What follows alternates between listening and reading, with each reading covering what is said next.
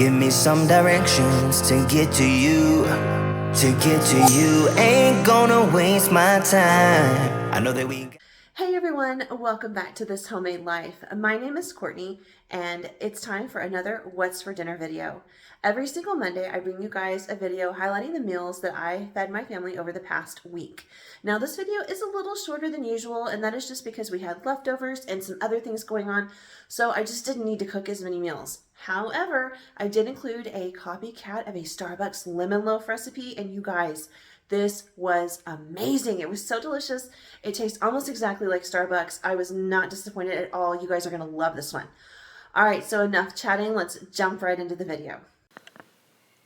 All right, guys, the first recipe for this week is a potato salad. This is a white dill potato salad, and if you guys have been watching my channel, you know I love my dill. I've never actually made this before. We were grilling burgers and hot dogs, and I really wanted something different. I was going to do tater tots that I had bought. They were in the freezer, but I just really wasn't feeling that. I wanted something just different. And I decided I'm going to do some potato salad. I still had some fresh dill left in my fridge, and I had plenty of potatoes. I've already cubed and boiled those on my stovetop, and I've got them in that blue mixing bowl right there. And I'm going to start off by chopping some green onions. I use the whites and the greens. I use all of it. It all tastes great to me. I did use, I think it was 3 onions. You could use more, you could use less, totally up to you. We actually really like green onions quite a bit in my household, which is funny because I know until recently you guys didn't see me using them. I kind of go in spurts like that where I remember how much we like them and I buy them for a while and then I don't need them and I forget they exist. That's just how I roll sometimes. Anyway, I remember that they exist this week and how much we enjoyed them, so I chopped up about 3 of them and added them to my potatoes. Now, I'm using Texas-sized potatoes, so I just used 2. If you're using regular-sized potatoes, that's probably like 3, maybe 4, and they're just simple russet potatoes. I did not have any dill relish that I could find, and I did not have any whole pickles, but I did have these dill pickle, I think they're like kosher dill pickle slices, and there's only a few left. I really need to use them up. I just snack on them sometimes. These are good pickles. But I decided they'd be perfect for this dish, so I just pulled out a bunch of slices and started chopping them up into little tiny pieces and adding those to my potatoes and my green onions. Just so you guys know, I will do my best to link any recipes that I use down below. If there's nothing to link, I'll try to list it out. I just kind of looked at a few different recipes online, so I don't actually have one particular recipe for this, but I'll do my best to list out the ingredients below. And I'm not going to give measurements because you guys can add as much or as little as you like. For me, I like a lot of onion, I like a lot of pickle, and I love a lot of dill. So I'm pretty heavy-handed with my ingredients. You might feel differently. You might want to go a little lighter. You might just really embrace the potato. Totally fine. Totally up to you. I'm just going to list what I use. And as you can see, I did stop and snack on a pickle. Those are good. I wish I could remember what they're called. They sell them in the refrigerator section at Market Street, and they are phenomenal. Anyway, I am done chopping everything up, so I pulled out some fresh dill and my little herb scissor things there, and I just went to town chopping a bunch of that fresh dill into the bowl. I'm going to say I probably did somewhere between 1 and 2 tablespoons, so like I said, I am totally heavy-handed with this stuff. That's just how I cook a lot of things. I like a lot of flavor. I like a lot of busyness and stuff going on. But I know some people just really appreciate the potato, and that's fine too. So if you just want a lot of potato, go for it. Cut these ingredients in half or something like that. I do also add some salt and some pepper to this, and I'm going to add mayonnaise. I have a little bit of Duke's mayonnaise left in that big jar in the background over there. And then, of course, I have my squeeze bottle. I'm going to say I probably added pretty close to half a cup of mayonnaise for this. I probably could have gone a little more, but if you cook your potatoes enough, they kind of start to not mash. They'll hold their shape, but a little bit of the softened potato mixes in and helps make like a sauce for the potato salad. And I actually like it that way. I don't love a whole, too much mayonnaise or mustard or anything like that in my potato salad. Typically, I do make the yellow potato salad with the mustard in it, but I just really wanted something different. And again, like I said, I love dill. Anyway, once I get all of this mixed together in this bowl, I'm going to pop it in my fridge. And the longer you can let it set in there, the better. I like to do at least 2 hours if possible. I don't mind a good warm potato salad. In fact, sometimes I warm mine up. But the flavors taste so much better if they've had a chance to just hang out together for a while. So I actually made this the night before. This is late at night. It's like 9 o'clock or something. And I made this and popped it in the fridge. And we had it for lunch the next day. And it didn't last long. It was so delicious. I really think I might have been able to eat the whole bowl by myself. I showed extreme restraint, and I did not. Anyway, as you saw, we served it with burgers. So on to the next meal. This one I was so excited about. Like, this was the meal myself and my oldest son Xander were looking forward to the absolute most. This is a knockoff of the Taco Bell Crunchwrap Supreme. I actually don't have a recipe to link for this. I'm just going to show you the technique to make this, and you guys can put in whatever you want. When I was looking online at different recipes, I found that everybody puts in different ingredients. Some people put in beef, some people put in chicken, some people put in beans, some people don't. So really, you can do this a bunch of different ways. It's just the technique that makes this a fun and cool dinner idea. I went what I would call it closer to traditional to what Taco Bell serves. I started off by browning a pound of ground beef on my stovetop. You guys know me, I did not put taco seasoning in here. If you have taco seasoning and you like taco seasoning, season your pound of ground beef just like that. If you don't like taco seasoning, do what I do. I did absorb a little bit of grease in the bottom of the pan with a paper towel. There wasn't much. This was some lean ground beef that I had in my freezer, and it just really didn't have a lot of grease to it. So I added in a bit of cumin there. It's not my favorite spice. It kind of, like, to me, it always smells a little weird, but it's definitely necessary. I added in some smoky paprika. You could use regular, but I think for tacos, the smoked paprika tastes much better. I put in a pretty heavy-handed amount of onion and garlic powder because I think it needs a lot of onion and garlic powder personally. And I also added in some chili powder. You gotta have chili powder if you're making tacos. This to me is the spice that I don't like the most, and it seems like there's a whole ton of it and a whole ton of salt in taco seasoning, and that's what I really don't like. So I probably went about like half the amount that you would do if you were adding actual taco seasoning. I did put a little bit of salt and pepper in here. I don't know if I caught that on video, but I did. And I added, of course, a little bit of water just to kind of simmer this down. It helps incorporate the spices and everything into all of the meat and kind of break the meat down a little bit more and soften it. So I added in probably about a quarter cup of water and just let this simmer until all of the water had cooked out of the pan. It doesn't take long, like probably 5 to 7 minutes, and it all simmers away because it is just a really thin layer of liquid and ground beef in the bottom of this pan. Anyway, once that was done, I just set this off to the side while I made sure all the rest of my ingredients were ready. Most of mine were pre-chopped in the fridge because we had eaten burgers and salads over the last few days, but you are going to need lettuce and tomato if you're planning on making this the traditional way.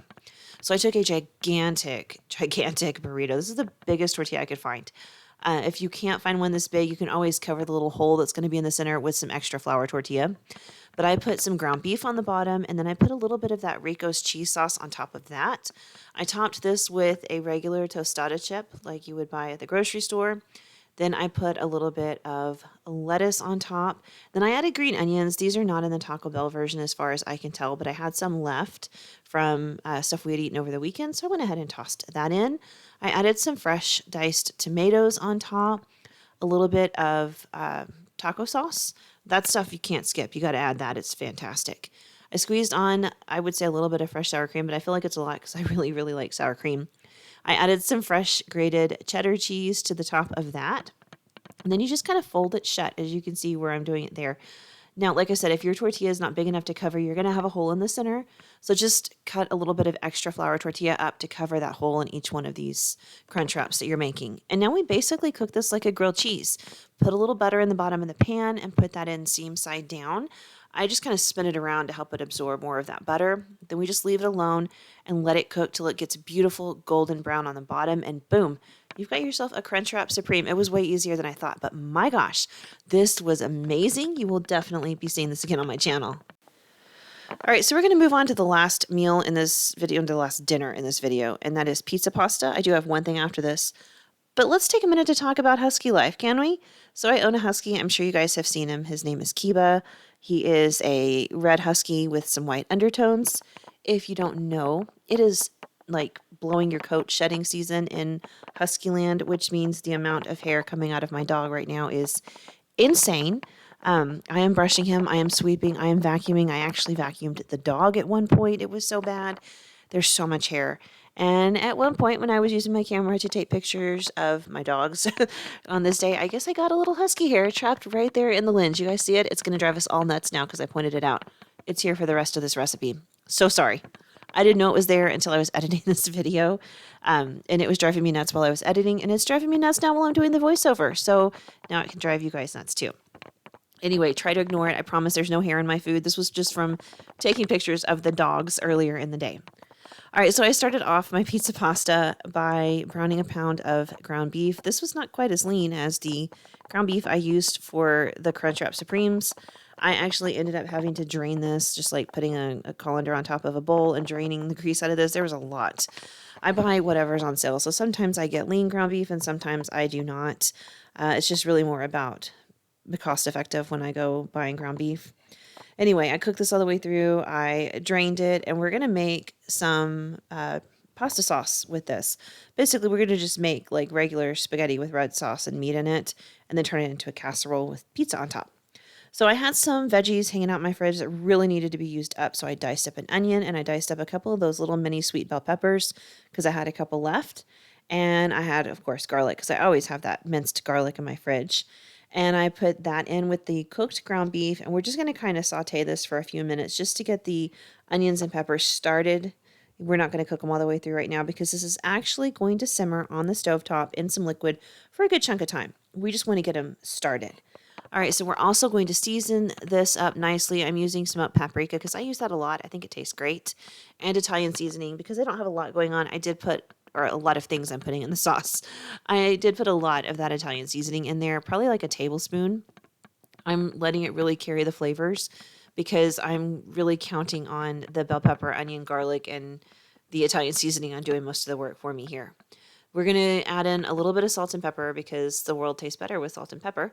You got to have it on your food. It's got to have a little bit of flavor. And then we're going to start adding in some tomato products here in a minute. You can really use whatever tomato products you want. For me, I'm using what my family prefers. Actually, that's not even true. If I had a can of San Marzano tomatoes, that's what we would be using. I don't, so we're using what I have, which is fire roasted diced tomatoes. I love fire roasted tomatoes. I think that flavor is amazing. And I also added in a small can of tomato sauce just to kind of add a little more to this. We don't want this super saucy, just enough extra liquid to kind of like make the casserole not dry. I'm going to simmer this on the stovetop for probably about 8 to 10 minutes just to let the veggies finish cooking all the way through. As you can see, they release more juice, so there is more liquid going on here. I do have a bag of pasta cooking on my stovetop. You just kind of can't see it because I didn't get it in the shot. But it's like the corkscrew pasta. I just tossed in a bag of that. Cook it till it is al dente, not completely done. We want it to cook a little bit in the oven, so we want it underdone for this. There it is. I have drained it, and we're going to add in all of this sauce and mix this all together. And then we're going to put it in a casserole dish. Now, I don't grease mine because there is still a bit of grease left in the meat and the sauce and everything, so I don't have any problem with it sticking. I guess you could grease it if you want to. I don't know that it really matters. I've never greased it when I cook things like this. I do have a glass casserole dish. I don't know if that makes a difference. I guess if I had metal, I might feel differently about it. I don't know. But glass and it doesn't stick. It's fine. This is the base of our casserole, and now we're going to top it with pizza toppings. You could really use whatever you want. I'm keeping it pretty simple. My family likes pepperoni and black olives. If it was my oldest having his way, there'd be like 5,000 different kinds of meat on the top, I'm sure, because he loves like a meat extravaganza pizza. I like a lot of veggies, but I also like pepperoni, and my husband really only likes pepperoni and black olives. So we're going to go with pepperoni and black olives because we'll all eat that. My younger two, of course, don't eat this. My middle son is on a special diet and cannot have this. And my youngest son does not like anything with tomatoes, so he is not going to eat this. They had something else entirely, which is fine because I had some other things I had to cook for them to eat on over the weekend anyway. But here I am just topping this. I put some, or a good layer of mozzarella cheese on here. Now, my oldest does not really care for cheese. If he wasn't eating this or he felt differently, I would also add some provolone so you get that beautiful cheese pull. But I wanted him to enjoy this, so I just put a little bit of mozzarella because he does eat pizza and he'll eat a little bit of mozzarella. And then I popped my pepperonis on there, and then I put this in a 350-degree oven for like 15 minutes so it would get all beautiful and melty and bubbly and delicious and awesome. And then I just cut it into squares and served it. This fed us for 2 full nights, and I just had some garlic toast on the side. Easy and delicious. All right, guys, so I just got home from the store. I am actually still putting stuff up, trying to get the groceries cleared out and stuff like that. But I have been wanting to make the Starbucks lemon loaf since I said I was going to make it last week. I'm so excited about this recipe. It's like one of my favorite things at Starbucks. So I have my camera ready. There it is. All set up, ready to go. I'm starting to pull out ingredients. Let's make the lemon loaf. Okay. Let's start off with the dry. 1.5 cups of flour. I just go ahead and keep a 1/2 cup measure in my flour at all times. That's my scoop, and it actually just makes my life so much easier because I'm just ready to measure and go. So there's 1/2 cup. It's a little shy. There is 1 cup and 1.5 cups. Yay. Okay. We're supposed to mix all the dry ingredients first, so I'm going to go ahead and mix this guy in. This is the lemon instant pudding.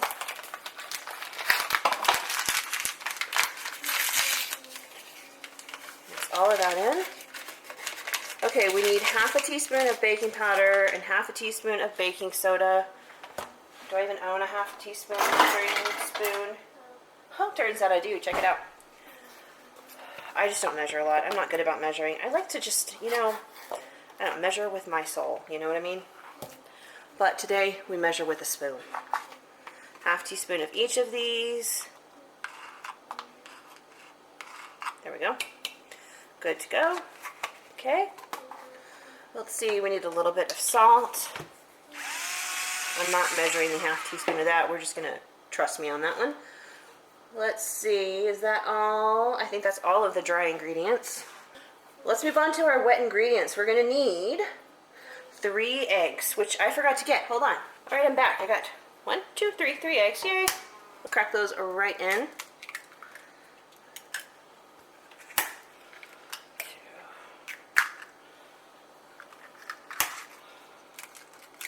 3, yay. Gather up some of this trash, go throw these away, and we'll whisk that up. All right, time to beat the eggs.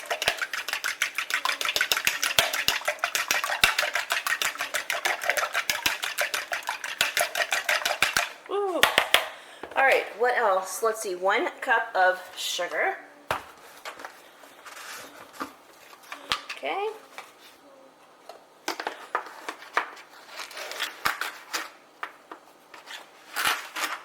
There we go, 1 cup of sugar. We need 2 tablespoons of softened butter.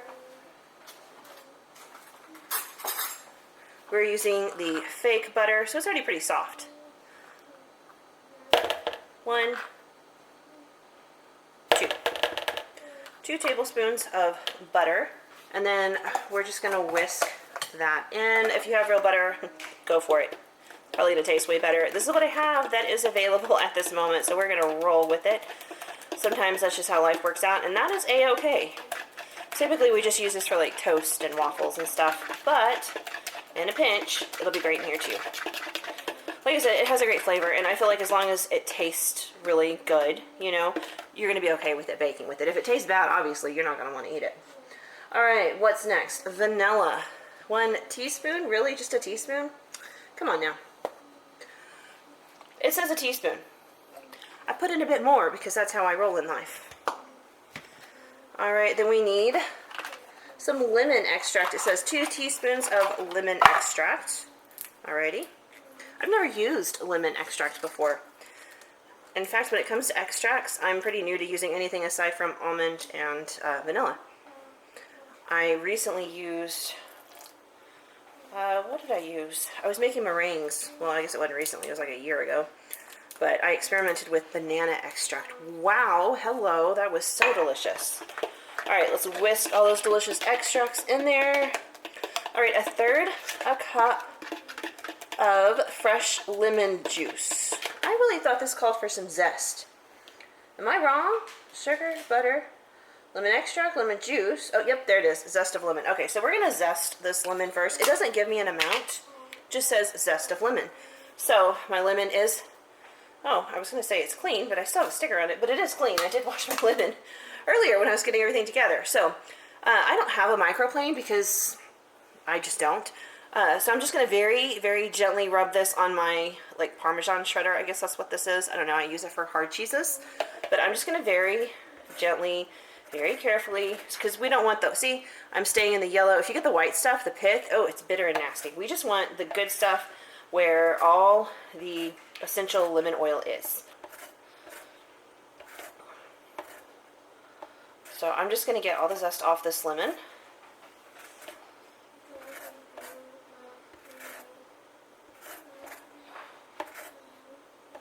Now, if you don't have a microplaner or a fine grater like this, you could always use very gently a vegetable peeler or a knife and just barely take the yellow part off, and then just shred it or chop it with your knife. I forgot how to talk today. Anyway, that would work just as well. I see Frankie Salenza on Struggle Mills do that all the time, so that would totally work. I've done it once or twice before I bought this.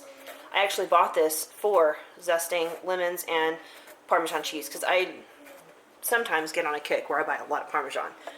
I'm not on that kick right now. I'm buying the shaker tub because it's cheaper and more cost effective, but sometimes I get on a kick. Have you guys made those like baked cheese crisps with Parmesan? That is so delicious. Alright, we're going to juice this. Actually, I'm going to juice it over this because it calls for 1/3 of a cup.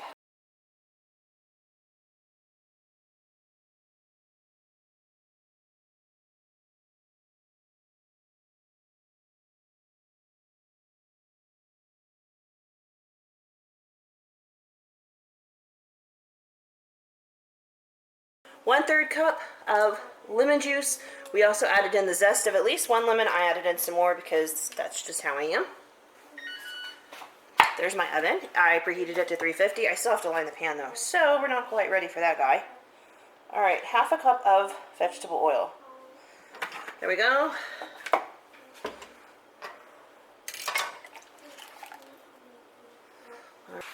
Mix all that together. Oh, the yogurt. We gotta add in the yogurt. It seems like a lot of liquid for the dry ingredients, but if you say so. Alright.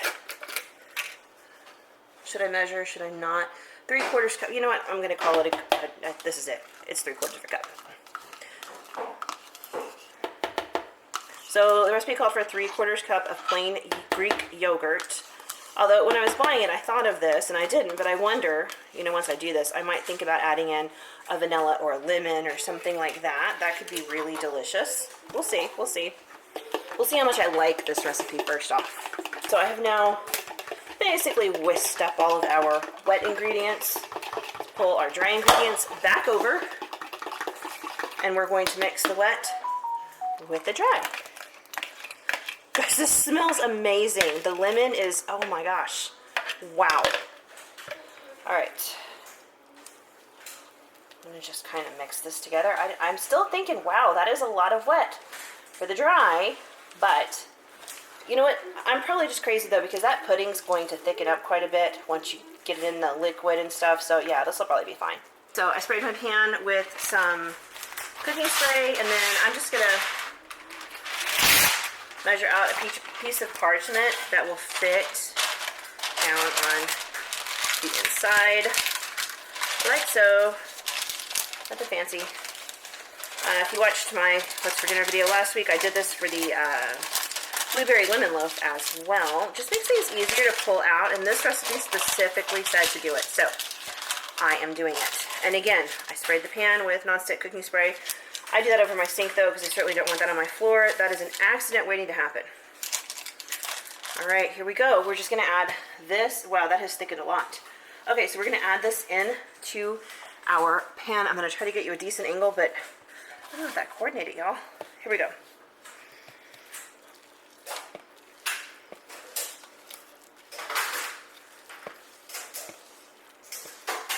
Oh my gosh, it smells so good. I cannot wait to try this. Oh, of course, I have to make the glaze too, but that comes later because this has to like cool and all that stuff. So we have some time, which is good because I still have some groceries. They need to be put away. All right, so there we go. Look at that. We're gonna pop this in a 350-degree oven for, let me see. Well, how long, guys? Oh, 55 minutes, or until the center is fully set and a toothpick insert comes out crumb-free. After baking, we're going to let this cool for just a little while, and then I'm going to get it out. I may need to run a knife around the edges. We'll see how that goes, but I'm going to pull it out and let it finish cooling on a cooling rack. And that, while it's doing that, when I get it out on the cooling rack is when I will make the frosting, and I will bring you guys back for that too, but it's pretty simple. 3 tablespoons of softened butter, 1.5 cups of powdered sugar, 3 tablespoons of lemon juice, and 1 teaspoon of lemon extract. Typical glaze, just with some lemon in it, really. So that's what we're gonna make. But this guy in the oven for 1 hour, basically. Whew, that's a long time. I don't know if I can wait that long.